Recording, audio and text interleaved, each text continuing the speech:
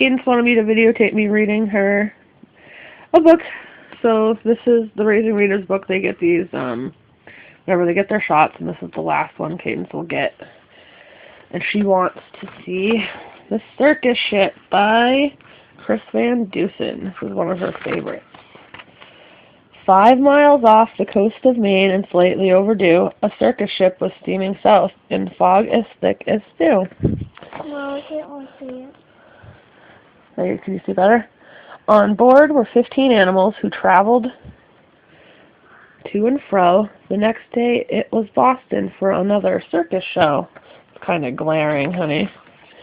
You wouldn't be able to see it in the video. The captain, Mr. Carrington, was honest and sincere. He thought that they should drop a hook and wait for things to clear. Look at how concerned he looks. But Mr. Payne, the circus boss, was terribly demanding. He stomped up to the helm where Captain Carrington was standing and screamed, "Don't stop, keep going. I've got a show to do. Just get me down to Boston town tomorrow, sir, by 2.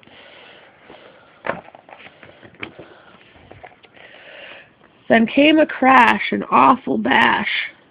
Things flew into the air. The ship had smashed into a ledge that no one knew was there.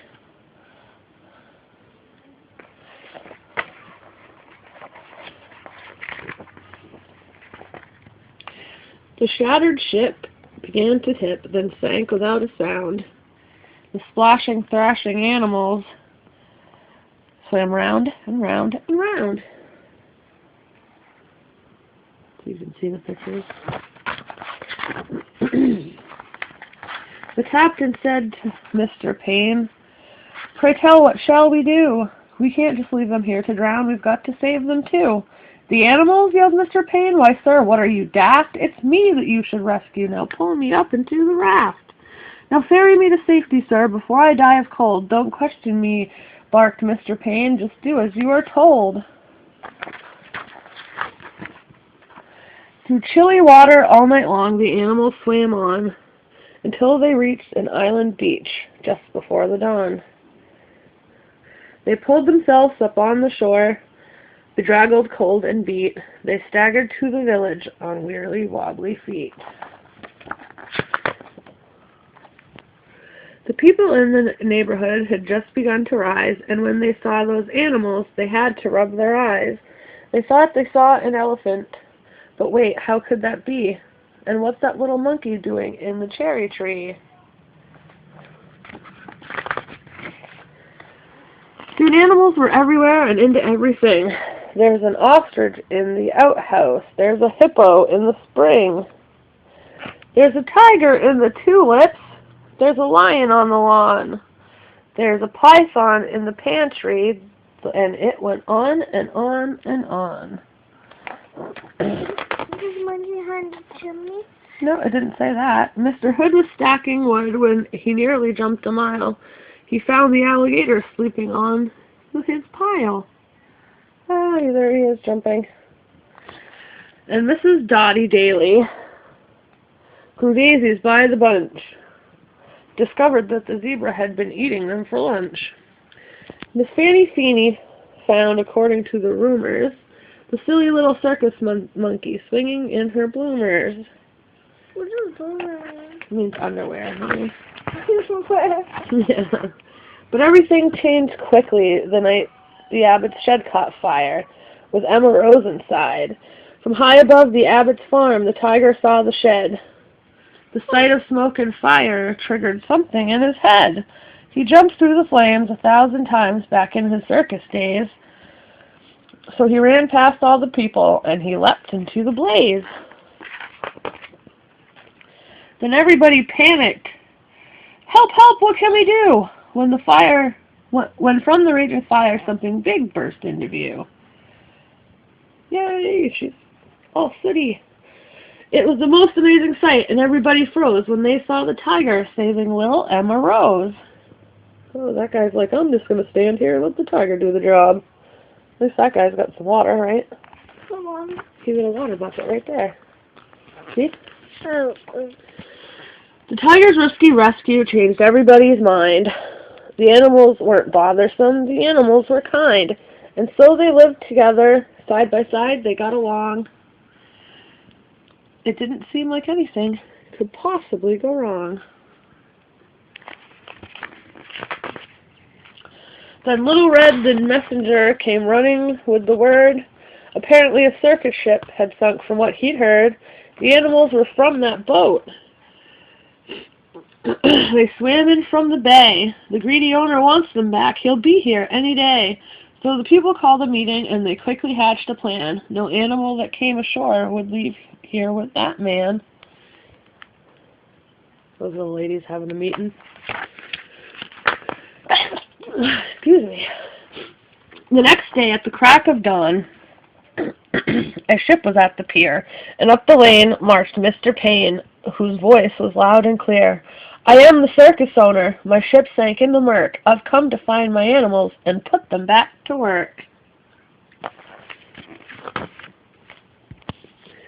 He hiked until he came into the center of the town. His face was red. He scratched his head. He stood there with a frown. But Mr. Payne looked high and low, and still he couldn't see the 15 circus animals of his menagerie. Then we got 1, 2, that lady's wearing one, 3, 4. The baby and the... Yep, the baby. 5. Oh, we got a camel. 6. Oh, there's the elephant. That's 7. 8. 8. There's a bear on the bicycle. 9. 10. Hold on a second. We gotta show everyone. There's 10. 11. 11. Oh, 12. Hold on. Oh, the alligator. 13. Elephant. Elephant. We got the elephant already. Oh. We got 13. Where the heck are all the other ones? They're hiding pretty good. Maybe we'd have a hard time. Oh, there's one.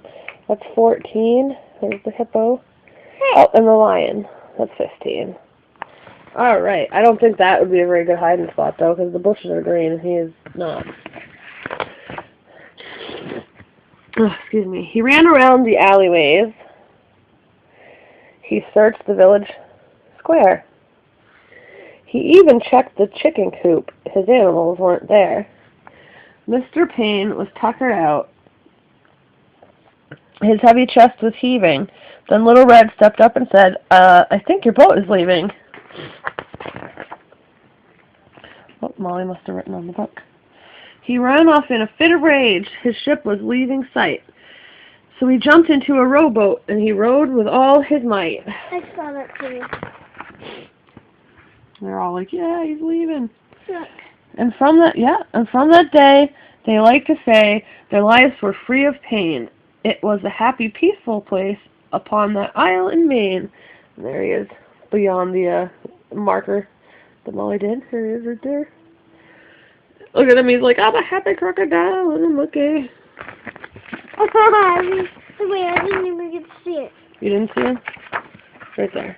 Oh my god, he's standing. He has a baby hat on still. Alright, this is about the story.